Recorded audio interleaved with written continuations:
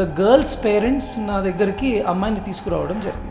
Major complaint that she had was తన husband కి sexual problem ఉన్నది, ఎరెక్షన్స్ అనేవి లేవు, అటువంటి ఇంకా గ్యాప్ అన్నది వచ్చి వాళ్ళిద్దరి మధ్యన ఒక డిస్టర్బెన్స్ జరిగింది. ఒకసారి హస్బెండ్ ని కూడా రమ్మని చెప్పడం జరిగింది. తన సెక్షువల్ హిస్టరీ కనుక తీసుకుంటే ఇంతకు ముందు ఎరెక్షన్స్ బాగానే ఉండేవి, అంటే it is not like there is a physical problem. Testosterone levels ఇవన్నీ చెక్ చేయించుకోవడం జరిగింది, అంత నార్మల్. అయితే ఇక్కడ డీటెయిల్డ్ హిస్టరీ తీసుకున్న తర్వాత what we got to know is ఈ అబ్బాయికి రెగ్యులర్ పోర్నోగ్రఫిక్ యూసేజ్ అన్నది ఉండింది. ఈ రెగ్యులర్ పోర్నోగ్రఫిక్ యూసేజ్ ఉన్న మెదడులో స్ట్రక్చరల్ చేంజెస్ అన్నది జరుగుతాయి. Initially he would watch a sexual activity between 2 people and then మెల్లగా అది వాచింగ్ 3 people. దాని తర్వాత కొన్ని అబ్నార్మల్ సెక్షువల్ పొజిషన్స్ కానివ్వండి, ఆ రకమైన స్టిమ్యులేషన్ ఒక్కసారి బ్రెయిన్కి అలవాటైన తర్వాత what he seeing naturally is not stimulating him.